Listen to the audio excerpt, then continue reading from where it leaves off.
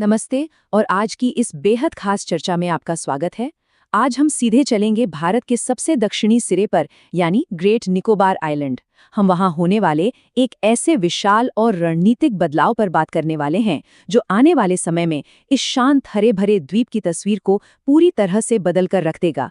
सच कहूं तो ये सिर्फ एक कंस्ट्रक्शन प्रोजेक्ट नहीं है, ये भारत के भविष्य की एक बहुत ही अग्रेसिव और रणनीतिक चाल है।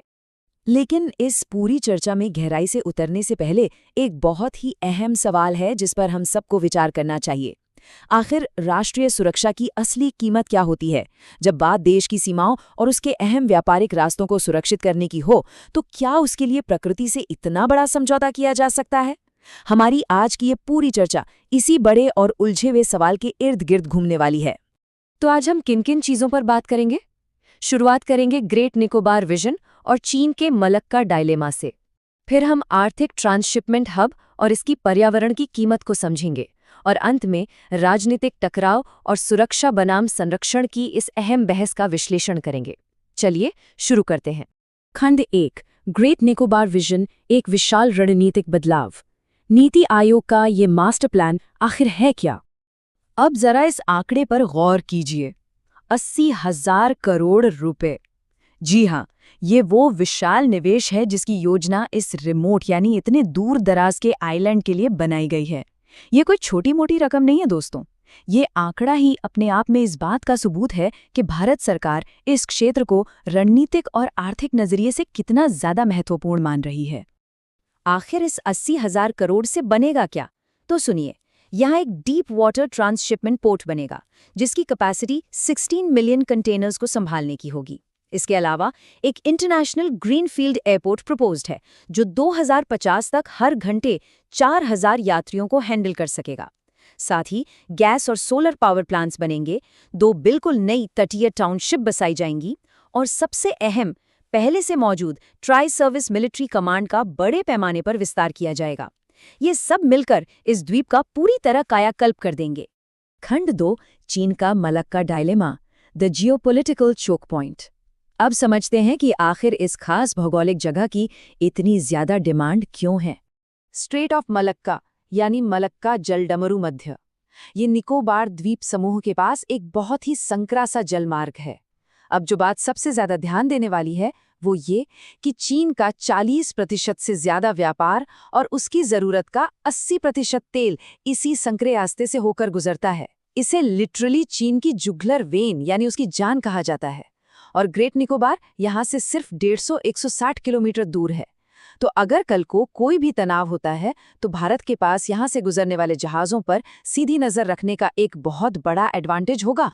और यही बात आती है चीन की स्ट्रिंग ऑफ पर्ल्स रणनीति की। ये चीन का वो रणनीतिक नेटवर्क है जिसके जरिए उसने हिंद महासागर में ग्वादर, हम्बनटोटा और चटगांव जैसे पोर्ट्स बनाकर भारत को घेरने की कोशिश की है। ग्रेट निकोबार में भारत का ये विशाल सैन्य और आर्थिक बेस इसी स्ट्रिंग ऑफ पर्ल्स के खिलाफ एक बहुत ही सॉलिड और जरूरी काउंटर मेजर के रूप में देखा जा रहा है। एक तरह से ये भारत का मास्टर स्ट्रोक हो सकता है। खंड 3, the economic transshipment hub, Colombo और सिंगापुर को टक्कर। तो क्या ये सिर्फ मिलिट्री के बारे में है? बिल्कुल नहीं। इस बंदरगाह का दरअसल एक दोहरा उद्देश्य है। एक तरफ तो ये सेना के लिए एक स्ट्रेटेजिक वॉच टावर का काम करेगा जहां से हर हलचल पर नजर रखी जा सकेगी, और दूसरी तरफ ये एक हाईवे रेस्ट स्टॉप की तरह काम करेगा, बिल्कुल वैसे ही जैसे हम लंबे सफर पर हाईवे के किनारे ढाबों पर रुकते हैं। मलक्का से निकलने वाले उन विशाल कार्गो जहाज़ों को भी रुकने, रिफिल करने और मेंटेनेंस के लिए एक जगह चाहिए होती है। अभी ये काम सिंगापुर और कोलंबो करते हैं, लेकिन अब ग्रेट निकोबार ये भूमिका बखूबी निभा सकता है। अगर हम सैन्य और आर्थिक लक्ष्यों को आमने सामने रखकर देखें तो तस्वीर एकदम साफ हो जाती है। सैन्य मोर्चे पर लक्ष्य है चीन के समुद्री प्रभाव का मजबूती से मुकाबला करना, मलक्का स्ट्रेट की शिपिंग की निगरानी करना और ट्राई सर्विस कमांड का विस्तार करना। वहीं आर्थिक मोर्चे पर लक्ष्य है कोलंबो और सिंगापुर को सीधी टक्कर देना, 1.6 करोड़ शिपिंग कंटेनरों को संभालना और सबसे अहम, यहाँ मौजूद प्राकृतिक गहरे पानी का फायदा उठाना, जिससे दुनिया के सबसे बड़े जहाज भी सीधे हमारे तट तक आ सकें, जो भारत के बाकी पोर्ट्स पर आसानी से संभव नहीं है। खंड 4, द एनवायरमेंटल कॉस्ट, खतरे में एक सदाबहार जीवमंडल। जैसा कि हम जानते हैं, हर बड़े विकास की एक भारी कीमत होती है, और यहीं से हमारी ये चर्चा एक बहुत ही गंभीर मोड़ लेती है। यहाँ एक बहुत ही बड़ा और सीधा विरोधाभास है। एक तरफ है कंक्रीट का एक अल्ट्रा आधुनिक हाईटेक मिलिट्री और कमर्शियल हब, और दूसरी तरफ है एक बिल्कुल अछूता, गहरा हरा और प्राचीन सदाबहार वर्षावन। ये द्वीप भूमध्य रेखा के इतना करीब है कि यहाँ लगभग साल भर बारिश होती है, जिससे बेहद घने जंगल पनपे हैं। इस विशाल बुनियादी ढांचे को खड़ा करने के लिए इन्हीं प्राचीन जंगलों का एक बहुत बड़ा हिस्सा दांव पर लगा है। पर्यावरणविदों की चिंता यूं ही नहीं है, इसके पीछे के आंकड़े सच में डराने वाले हैं। सोचिए, इस प्रोजेक्ट के लिए 10 लाख से अधिक सदाबहार पेड़ों को काटा जाना है। इसके अलावा गैलाथिया बे में आने वाले दुर्लभ लेदरबैक कछुओं के प्राकृतिक आवास को सीधा खतरा है। वहां पीढ़ियों से रह रहे विशेष रूप से कमजोर जनजातीय समूहों, शोम्पेन और निकोबारी आदिवासियों के विस्थापन का डर है। और एक बहुत बड़ी तकनीकी चुनौती भी है। ये पूरा क्षेत्र भूकंप और 2004 की भयंकर सुनामी के उच्च जोखिम वाले जोन में आता है। 130 वर्ग किलोमीटर, ये है इस परियोजना का कुल फिजिकल फुटप्रिंट। आपको अंदाजा है ये कितना बड़ा होता है? इतनी विशाल जगह के जंगलों को पूरी तरह से साफ किया जाना है। ये कोई छोटा मोटा इलाका नहीं है, ये एक बड़े शहर के बराबर का क्षेत्रफल है, जिसे सिर्फ इस मेगा प्रोजेक्ट के लिए तैयार किया जाएगा। खंड 5, राजनीतिक टकराव व बचाव, द डोमेस्टिक डिबेट।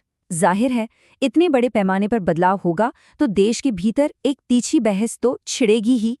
अगर हम इस घरेलू राजनीतिक बहस के दोनों पक्षों को न्यूट्रल होकर देखें, तो विपक्ष का सीधा आरोप है कि ये प्रोजेक्ट निजी कॉरपोरेट सहयोगियों को फायदा पहुंचाने के लिए लाया गया है और इससे सिर्फ आदिवासियों का विस्थापन और पर्यावरण का भयानक विनाश होगा। वहीं दूसरी तरफ सरकार का बहुत ही मजबूत तर्क है कि ये राष्ट्रीय सुरक्षा के लिए एक अर्जेंट नेसेसिटी यानी तत्काल आवश्यकता है। उनका मानना है कि चीनी भू राजनीतिक प्रभाव का मुकाबला करने के लिए ग्रेट निकोबार में अपनी उपस्थिति मजबूत करना अब भारत के लिए कोई विकल्प नहीं बल्कि एक मजबूरी बन चुका है। इस भारी बहस के बीच नेशनल ग्रीन ट्रिब्यूनल या एनजीटी ने इस प्रोजेक्ट को अपनी मंजूरी दे दी है, लेकिन इसके साथ एक बहुत ही दिलचस्प शर्त रखी गई है, क्षतिपूरक वनीकरण या कॉम्पनसेटरी अफॉरेस्टेशन। इसका सीधा सा मतलब यह है कि ग्रेट निकोबार में जो लाखों पेड़ कटेंगे, उनकी भरपाई के लिए हजारों किलोमीटर दूर हरियाणा की अरावली पहाड़ियों में नए जंगल लगाए जाएंगे। अब ये उपाय कितना कारगर होगा, ये एक अलग बहस का विषय है। किसी ने बहुत सही बात कही है, प्रकृति और विकास अक्सर आपस में टकराते हैं, लेकिन प्राथमिकता को बहुत सावधानी से तौला जाना चाहिए। देखिए, इंसान के आगे बढ़ने की चाह और प्राकृतिक दुनिया को बचाने की जद्दोजहद के बीच का ये घर्षण कोई नया नहीं है, लेकिन इस ग्रेट निकोबार प्रोजेक्ट के विशाल पैमाने ने इस बहस को एक बिल्कुल ही नए स्तर पर ला खड़ा किया है। खंड 6, सुरक्षा बनाम संरक्षण, संतुलन को तौलना। अब समय आ गया है कि हम इन सभी तथ्यों को एक साथ रखकर देखें। क्या ये एक अहम सैन्य पदचिह्न की कुंजी है या एक बहुत बड़ा पर्यावरणीय जोखिम? सच कहूं तो यही इस पूरी चर्चा का केंद्र बिंदु है। क्या भारत मलक्का जैसी क्रिटिकल जगह के पास अपनी सामरिक उपस्थिति को नजरअंदाज करने का जोखिम उठा सकता है, या फिर क्या हमें अपने इतने दुर्लभ और प्राचीन सदाबहार वर्षावनों को दांव पर लगा देना चाहिए? दोनों ही पक्ष अपने आप में बहुत ही ठोस और मजबूत हैं। और इसीलिए इस चर्चा को हम एक बहुत ही पावरफुल सवाल के साथ खत्म करेंगे। कोई भी देश एक बेहद महत्वपूर्ण सैन्य पदचिह्न और 10 लाख सदाबहार पेड़ों के बीच संतुलन आखिर कैसे बनाता है? विकास और प्रकृति के इस तराजू में आपके हिसाब से कौन सा पलड़ा भारी होना चाहिए? इस विचारोत्तेजक विषय पर आज हमारे साथ जुड़ने के लिए बहुत बहुत धन्यवाद। इस सवाल पर गंभीरता से विचार जरूर कीजिएगा।